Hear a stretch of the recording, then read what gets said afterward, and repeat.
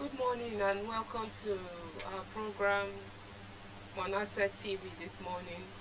I'm Doris Samuel and presenting with me is Chief Sonny Ayami. Good morning, sir. Thank you. Yes, sir. This morning we'll be talking about a very serious and topical issue in Nigeria, which cuts across everybody. It affects both the rich, the poor, the young, the old, the vulnerable, the strong, and across every tribe within Nigeria. We'll be talking about insecurity.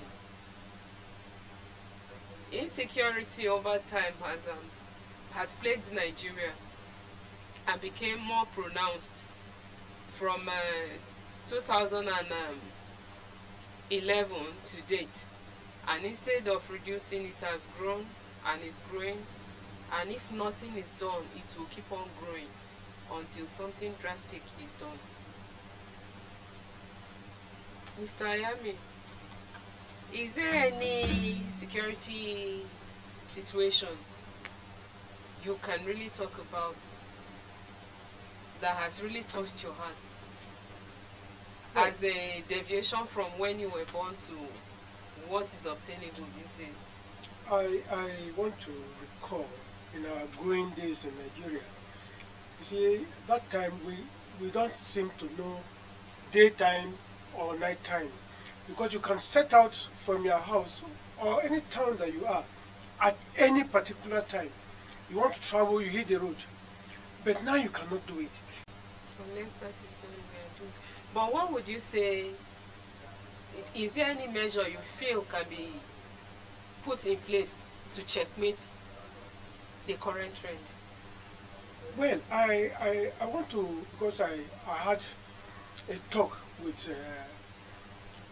a Nigerian based in Italy about a week ago or two, where he told me that for Nigeria to be safe again, there must be complete change of the security apparatus in Nigeria. And that is Mr. Francis, who is based in Italy, Francis Onabis. He suggested that there must be wardens, that is like policemen, in all the wards in Nigeria, so that they can monitor whoever comes in at that time. Whoever comes to that community will be monitored, and if that person is of questionable character, you call the police immediately. Unless we do this, and there is this need for complete enumeration of the streets. There are some streets, if you go to, like for Nyanya, they use landmark. If you want to see me, come to this mango. After this mango, the next house, that is not street. You understand? Because that is not the only mango in that community. There are other mangoes within. So if you go to such communities as a stranger, the baile there will not even know that I have a bad man here. Neither will he know that I have good people here. So unless we have wardens in all the wards in the country, the 700 or the local governments, so that these people are on standby, they monitor who and who comes into any community and report to the chief. The chief will bring that person, question him, what have you come here to do? What is your mission? All those things, unless that is done. But however, I want to believe with the security situation in Nigeria, that because just only yesterday, the army raided some forest in Zamfara and Kebbi State. We are getting to somewhere. But if we take the advice of Francis, who is based in Italy, Francis Onabis, if we take his advice as it has been published in many online newspapers and in the television, if Nigeria can take that advice and work on it, we will get there. But do you know some of these security agencies have been compromised? Like the police, you go and report a criminal to them. The same criminal will go there, and the identity of the person who reported them will be given to them for reprisal attack. I was watching one of the a retired IG on television this morning, where he was being asked about the disclosure of identity of people who take cases to the police. He said, well, there is no serious policeman that can do that. No serious police, because once you report any case of security threat in a particular area to the police, in fact, it is being taken in confidence. And any policeman who does that in the breach of the oath he has taken when he was being recruited.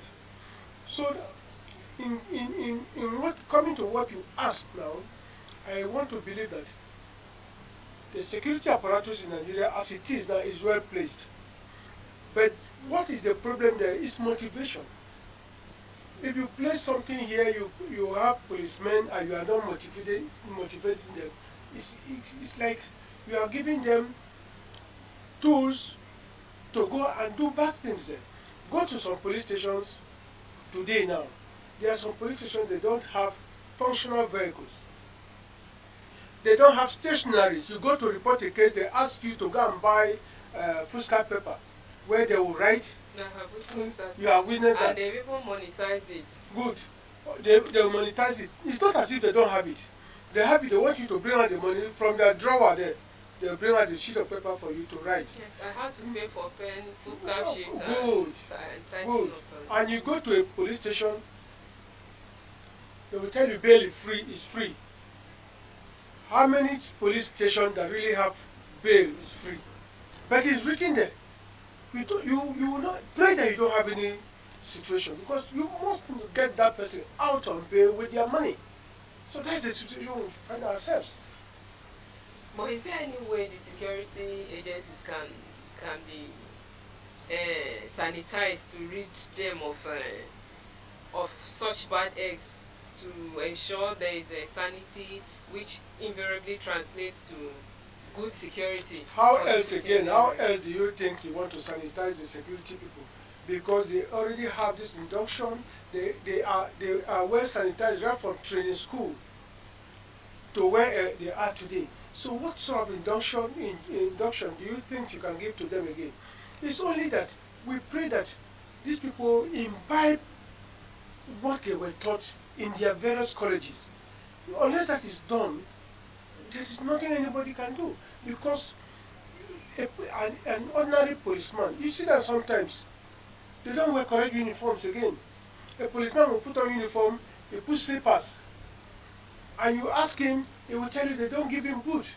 They have ordinance, but a policeman will buy his own uniform. They are no longer giving. They buy their uniform. They buy their uniform. 10 and 20,000. So you can imagine that.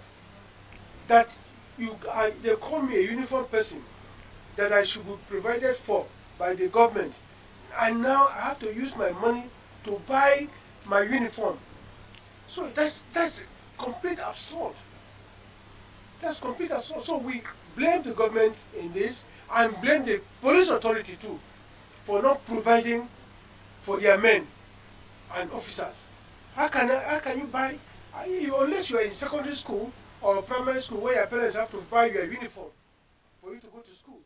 But this is an elite organization that is supposed to be catered for by the Nigerian Police Force. And you are now being allowed or being made to buy your own uniform, from the beret that you wear to the shoes.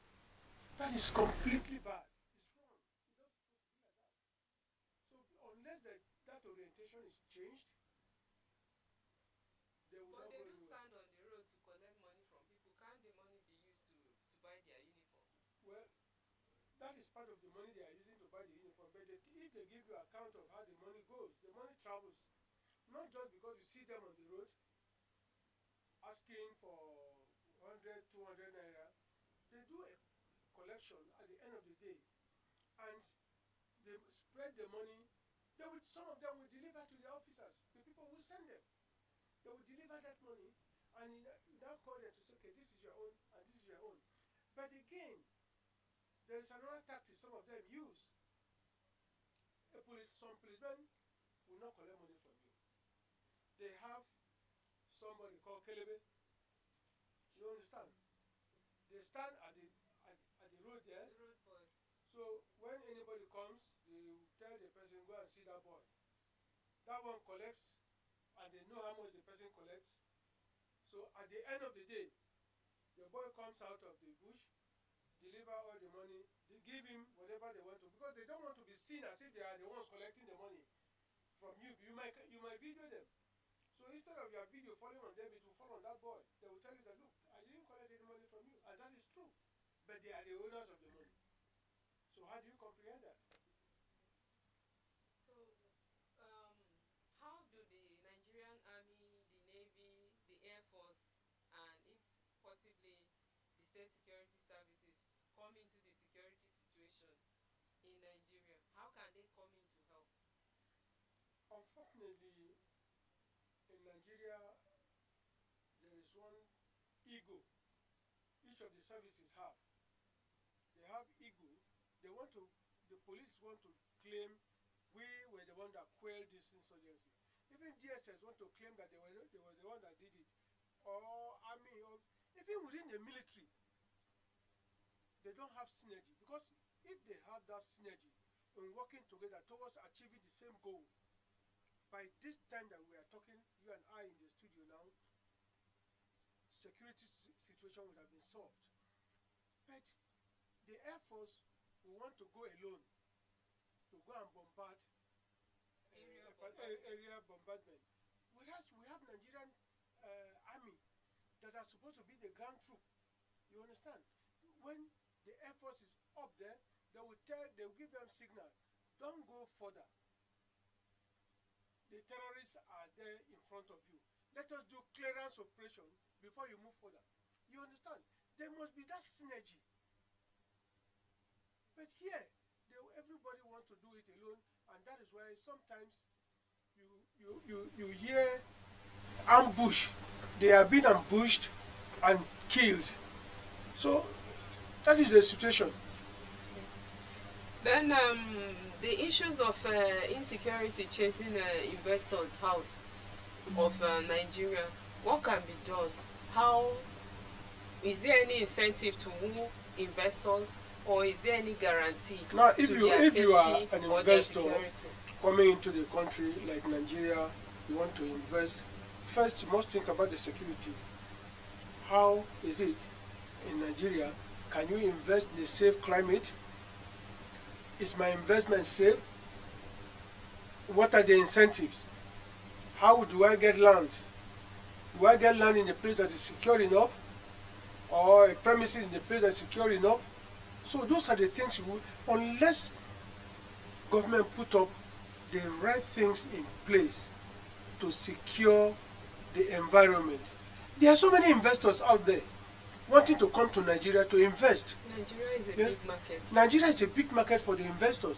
But unfortunately, and very, very unfortunately, this insecurity that started in the Niger Delta, just like Joe, it started in the Niger Delta because of the oils there.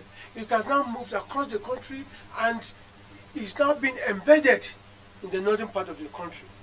You understand? Where you have terrorists, you have bandits, cattle rustling, and all this. Kidnapping for ransom. Just kidnapping for ransom.